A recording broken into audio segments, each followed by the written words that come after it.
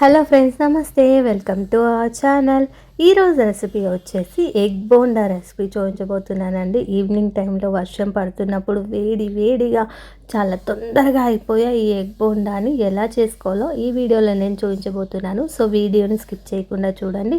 అలాగే ఈ video through ఎవరైనా మన ఛానల్ని ఫస్ట్ టైం చూస్తున్నట్టయితే సో ప్లీజ్ సబ్స్క్రైబ్ చేసుకొని చూడండి. అలాగే వీడియో నచ్చితే లైక్ చేయండి, మీ ఫ్రెండ్స్ అండ్ ఫ్యామిలీ మెంబర్స్ కూడా షేర్ చేయండి. అండ్ ఈ ఎగ్ బజ్జీ వచ్చేసి చాలా టేస్టీగా ఉంటుంది. స్ట్రీట్ స్టైల్లో ఎలా చేసుకుంటారో ఇంట్లోనే చాలా టేస్టీగా హెల్దీగా చేసుకోవచ్చు అనమాట. సో ఈ ఎగ్ బజ్జీ కోసం ముందుగా స్టవ్ ఆన్ చేసుకొని ఒక గిన్నెలో వాటర్ వేసుకోండి. అందులోకి నేను ఒక 5 ఎగ్స్ తీసుకున్నానండి. మీరు ఎంతమందికి ఎగ్ బజ్జీ చేయాలనుకుంటున్నారో అన్ని ఎగ్స్ వేసుకోవచ్చు.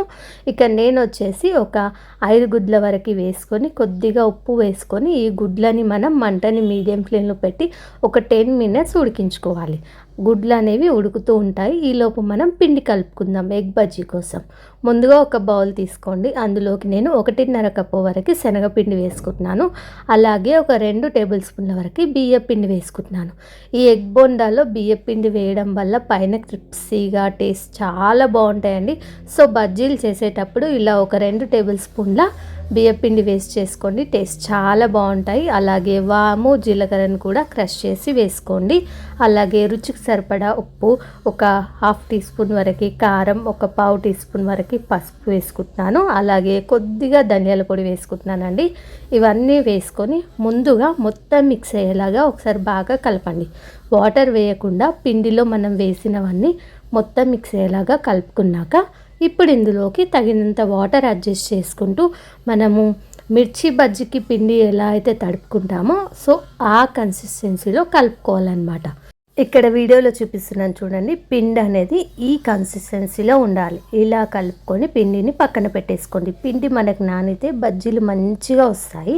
ఇక్కడ చూడండి, మనకి గుడ్లు అనేవి మంచిగా ఉడికిపోయాయి. ఇంకా స్టవ్ ఆఫ్ చేసేసుకొని వీటిని తొక్క తీసి పెట్టేసుకుందాము. ఒక్కొక్కటిగా మెల్లిగా తీసుకోండి. ఇలా అన్నీ తొక్క తీసి పెట్టేసుకోవాలన్నమాట. ఇప్పుడు వీటిని అంత తొక్క తీసుకున్నాక వీటిని మధ్యలోకి కట్ చేసుకోండి. ఇలా వీడియో క్లిప్లో చూపిస్తున్న విధంగా మధ్యలోకి కట్ చేసి పెట్టుకోండి. అన్ని మీరు కావాలనుకుంటే ఫుల్ ఎగ్తో కూడా వేసుకోవచ్చండి. ఎగ్ బజ్జీ అనేది నేనైతే ఇలా మధ్యలోకి కట్ చేసి వేస్తున్నాను అనమాట. సో ఇలా అన్నీ కట్ చేసి పెట్టేసుకోండి పక్కన. అలాగే ఇప్పుడు ఈ బజ్జీలోకి మనం స్టఫ్ని ప్రిపేర్ చేసుకుందాం. ఒక బౌల్లోకి కట్ చేసి పెట్టుకున్న ఆనియన్ ముక్కలు, పచ్చిమిర్చి, టమాటా తీసుకున్నానండి. ఇప్పుడు ఇందులోకి నేను బ్లాక్ సాల్ట్ వేసుకుంటున్నాను. ఈ బ్లాక్ సాల్ట్ మీ దగ్గర లేకపోతే నార్మల్ ఉప్పు, కొంచెం చాట్ మసాలా వేసుకోండి. లేదంటే బ్లాక్ సాల్ట్ ఉంటే అదే వేసేసుకోండి. కొంచెం బ్లాక్ సాల్ట్ అలాగే కొద్దిగా ధనియాల పొడి వేసుకొని గట్టిగా ప్రెస్ చేస్తూ కలుపుకోండి. మనం వేసిన ఉప్పు, ధనియాల పొడి అనేవి వీటికి బాగా పట్టేలాగా కలిపి పక్కన పెట్టేసుకోండి. ఇప్పుడు మనం పిండి ముందుగానే కలిపి పెట్టుకున్నాం కదండి, అందులోకి ఒక 1/4 టీ స్పూన్ వరకు సోడా వేసుకుంటున్నాను. ఇలా సోడా వేసుకొని దానిపైన కొన్ని వాటర్ వేసుకొని సోడా మొత్తం పిండిలో మిక్స్ అయ్యేలాగా బాగా కలుపుకోండి. ఇలా కలిపేసుకొని పక్కన పెట్టేసుకోండి.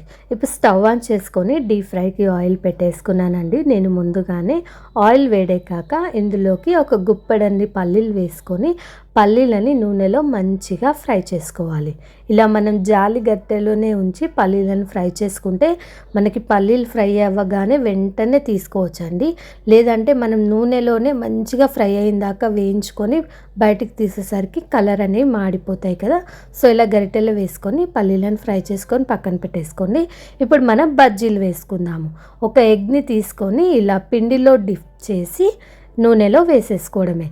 ఒకవేళ మీకు చేత్తో వేసుకోవడానికి ఇబ్బందిగా అనిపిస్తే ఎగ్ని పిండిలో ముంచేసి స్పూన్తోని ఇలా నూనెలో వేసేసుకోవచ్చు అండి. చాలా ఈజీగా వేసుకోవచ్చు.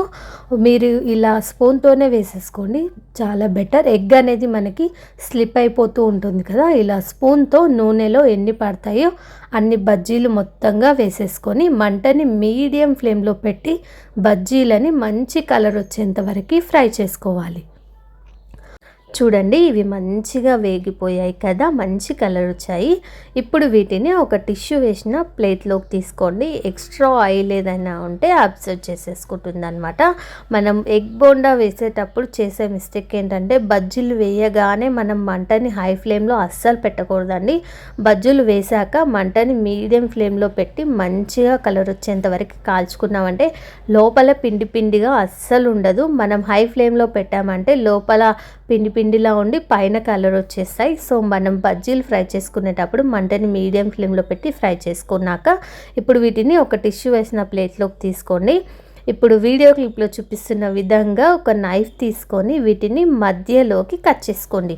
కొంచెంగా కట్ చేసుకొని మనం స్టఫ్ అనేది ఫిల్ చేసుకోవడానికి వీలుగా ఉండేలాగా అన్నిటినీ మధ్యలోకి కట్ చేసుకోవాలి. ఇలా కట్ చేసుకున్నాక ఇప్పుడు వీటి మధ్యలోకి మనం ముందుగా మిక్స్ చేసి పెట్టుకున్న ఆనియన్ మిశ్రమం ఉంది కదా, వాటిని మొత్తంగా ఇలా ఫిల్ చేసేసుకోండి. నాకైతే ఇలా మొత్తంగా స్టఫ్ అనేది పెడుతుంటే మనకి బయట బండి మీద అమ్ముతారు కదండి, కట్మిర్చి బజ్జీ కానీ ఎగ్ బజ్జీ కానీ అలాంటి ఎక్స్పీరియన్స్ వస్తుందన్నమాట. అలా ఫీల్ అవుతున్నాను నేను.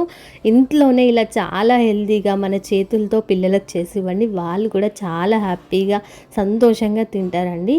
సో ఇంట్లో ఇలా చేసుకుంటే మనం కూడా పిల్లలకి బయట ఫుడ్ పెట్టకుండా ఇంట్లోనే ఈజీగా చేసి పెట్టేసేయవచ్చు అనమాట. ఈ ఎగ్ బజ్జీ అనేది చాలా బాగుంటుందండి టేస్ట్. ఒక్కసారి ఇలా ఈ ఎగ్ బజ్జీని మీరు కూడా ట్రై చేసి చూడండి. మీరు ట్రై చేశాక మీకు ఎలా వచ్చిందో నాకు కింద కామెంట్ సెక్షన్లో కామెంట్ చేయండి.